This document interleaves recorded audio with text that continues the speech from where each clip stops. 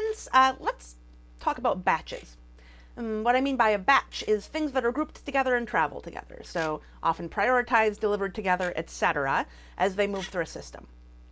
An ideal system has very small batches. So let's see what that looks like. So here, I've got this item here, and it is a high priority item. It's super important, and it moves through the process all the way to finally get delivered on its own. It goes highest priority thing, then we pull the next highest priority thing. So we might have that one there. This one might be moving here. That's the next highest priority. And then as we're thinking about kind of the next few lower priority things, there they are down lower on the list. So the highest priority things moving through the system, the next priority things coming through, so on and so forth. Awesome. And it's its own thing. We deliver it, then we move on to the next thing. And we make sure we're always delivering things in priority order so we're not wasting our time. Here's a problem. Sometimes this process that this blue thing has to go through is really painful. You got to get approvals, you've got to fill out forms, there's paperwork, there's a ton of red tape. And it'd be easier if you only had to do that once for all of these things rather than have to do it for every line item. So the higher the money, the cost of going through the process, the more likely you are to group this stuff into one batch. Because if I'm going to have to fill out a form, no matter what, I might as well fill out that form once. If I'm going to have to get approvals and go through like a bunch of meetings and try to get funding and it's a big expensive mess, I'd rather do that once than 6 to 60 times, right? So the higher the cost of the process, the more likely you are to group things together. Well, here is a problem with that. It's a perfectly natural response to it. Sounds good on paper. However, if we have this batch here, and it is big, and inside it we've got like various priority things.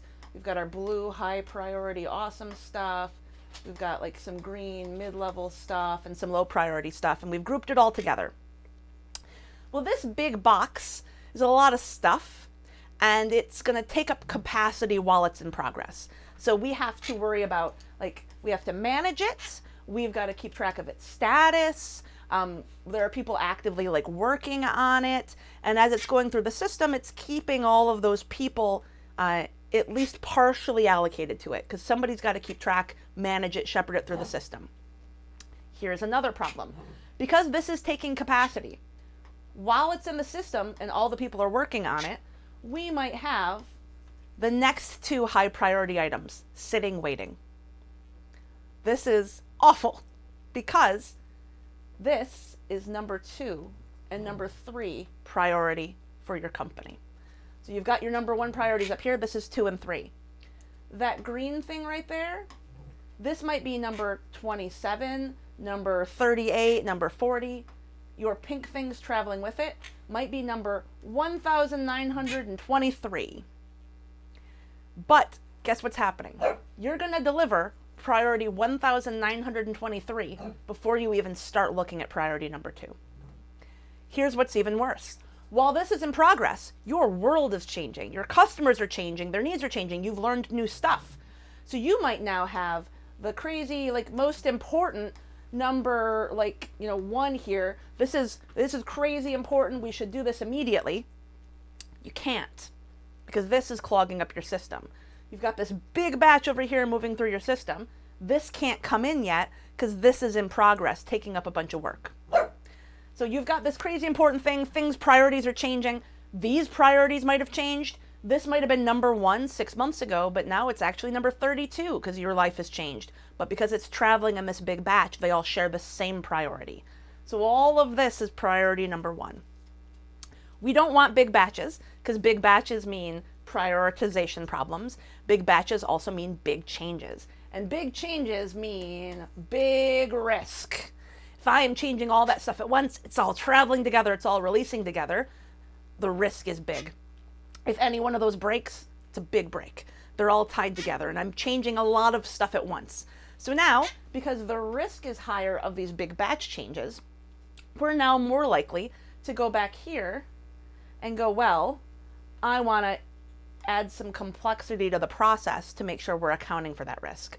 So because our changes are risky, now we need to make even more sure that all of our T's are crossed and our I's are dotted. So I'm going to add more process and more process and more process to make sure we're keeping track of that risk. So now I've increased the cost of change again. It's harder to get through the system. So now our batches get even bigger because it's more expensive to go through. So now we're going to bundle a ton of stuff into programs, because if I have to get funding and I have to get approvals, I might as well do that once rather than 20 times. This is what's called basically a self-feeding loop. So it's getting worse and worse and worse over time and motivating itself to get more complex with bigger batches and more complex with bigger batches. So how do we break out of this cycle? You decrease the cost of change. And that could be a leap of faith at the beginning. You decrease the cost of actually getting work started. So that means it's cheaper and easier to get through that funding process, to get through an approval process. Maybe a product owner can decide on their own what to start without any approvals, and they can actually start building that thing and learning from it. So you decrease the cost to enter this flow. Maybe you start decreasing the cost to exit the flow by finding ways of simplifying change approvals. So you say, hey, if your change is this big and this risky, you got to fill out 10,000 forms. You got to get all these approvals. However, if your change is only, let's say, this big and less risky, you're only changing one component, or it's the actual thing you're changing is low risk, well, then you only have to fill out these 2 forms. And if your change is small and maybe fully automated, so we don't have any manual steps to worry about, maybe you don't have to fill out any forms at all. Maybe it's just one change approval to go. So if you decrease the cost of change over here for smaller items, you're motivating people to have smaller batches rather than large batches.